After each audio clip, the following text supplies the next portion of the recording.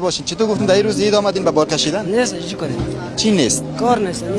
خود در روز عید خود طبعا کار نمی باشه. خب نباشه نیستم دیگه نیست. یعنی پیش از این کار نکرد. نه کده. یک چیزی پیسه نداشت که یک خرج یک چیزم نه بردیم خانم. هیچ چی نبرد. نه.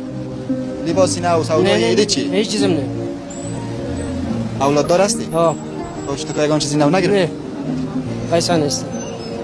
پیسه نیست. ها. اگر پیسه می بود، اگر جیبتون یک چیزی پر می بود دیگه در این روز عید نمی آمد. چی میکنیم؟ خیر باشه جگرتان خون نکنین. خانه کجا است؟ چی ستون فیصل آباد. پیش از این هم کراچی یک تایره داشتی. در کدام ساحه شهر بود؟ همین سایم بودیم. نه داخلمون. بار کشی میکردی یا یک جای میشیشتی؟ نه نمیشیشتیم. بار میکشید.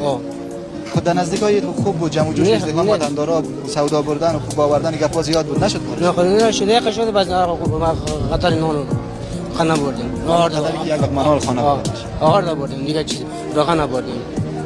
اولادا نگفتن که سودای لباس نو چیزی برام میگی؟ با چی کنیم؟